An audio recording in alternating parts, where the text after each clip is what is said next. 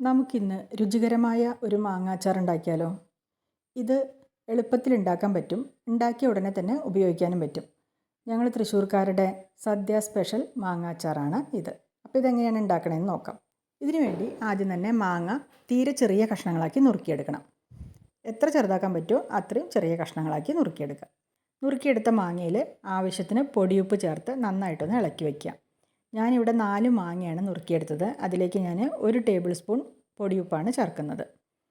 ഇത് നന്നായിട്ട് ഇളക്കിയതിന് ശേഷം 10 മിനിറ്റ് മാറ്റി വയ്ക്കുക. 10 മിനിറ്റ് കഴിഞ്ഞിട്ട് ഇതെടുത്ത് നോക്കുമ്പോൾ ഇതിലേക്ക് നന്നായിട്ട് വെള്ളം ഇറങ്ങി വന്നിട്ടുണ്ടാവും. ഇങ്ങനെ വെള്ളം ഇറങ്ങി വരാൻ വേണ്ടിയാണ് ഇത് 10 മിനിറ്റ് മാറ്റി വയ്ക്കുന്നത് കേട്ടോ. ഇനി ഇതിലേക്ക് ആവശ്യത്തിന് മുളക് പൊടി ചേർക്കണം. 2 ടേബിൾ സ്പൂൺ എരിവുള്ള മുളക് പൊടിയും 1 ടേബിൾ സ്പൂൺ കാശ്മീരി മുളക് പൊടിയാണ് ഞാൻ ചേർക്കുന്നത്. മുളക് പൊടി ചേർത്തിട്ട് നന്നായിട്ട് ഇളക്കി യോജിപ്പിക്കാം. ഇതിൽ വെള്ളമൊന്നും ഒഴിക്കേണ്ട കാര്യമില്ല. കാരണം ഈ മാങ്ങയിൽ നിന്ന് ഇറങ്ങി വന്ന വെള്ളം ഉണ്ടല്ലോ, ആ വെള്ളം തന്നെ ഇതിന് ധാരാളമാണ്. മാങ്ങയിൽ മുളക് പൊടിയൊക്കെ നന്നായിട്ട് മിക്സായി കഴിഞ്ഞാൽ ഇതിലേക്ക് ടേസ്റ്റ് കൂട്ടാൻ വേണ്ടി കുറച്ച് കായപ്പൊടി ചേർത്ത് കൊടുക്കാം. ഏത് അച്ചാർ ഉണ്ടാക്കുമ്പോഴും കായപ്പൊടി മസ്റ്റാണ് കേട്ടോ. കായപ്പൊടി ഒരിക്കലും മിസ് ചെയ്യരുത്. കായപ്പൊടി ചേർക്കുമ്പോഴാണ് അച്ചാറിന് നല്ല രുചി കിട്ടുക. 1 ടീസ്പൂൺ കായപ്പൊടി ചേർത്തിട്ട് ഇത് നന്നായിട്ട് ഒന്നും കൂടി ഒന്ന് മിക്സ് ചെയ്തെടുക്കാം. അതിനുശേഷം ഇതിൽ ചേർക്കേണ്ട ഒരു പ്രധാന ഐറ്റം ഉണ്ട്. അതാണ് വെളിച്ചെണ്ണ, പച്ച വെളിച്ചെണ്ണ.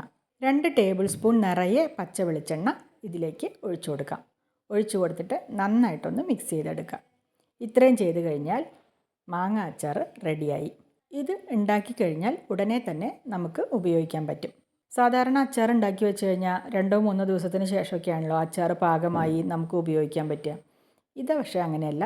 അച്ചാറിട്ട് കഴിഞ്ഞാൽ ഒരു അരമണിക്കൂറൊക്കെ വെച്ചിരുന്നാൽ മതി. അതിനുശേഷം നമുക്കിത് ഉപയോഗിക്കാം. എല്ലാവരും ഇതുപോലെ മാങ്ങ കൊണ്ട് നല്ല ടേസ്റ്റി ആയിട്ടുള്ള ഒരു അച്ചാർ എളുപ്പത്തിൽ തയ്യാറാക്കിക്കോളൂ കേട്ടോ. അപ്പോൾ അച്ചാർ ഇഷ്ടമായെങ്കിൽ സപ്പോർട്ട് ചെയ്യാൻ മറക്കരുതേ.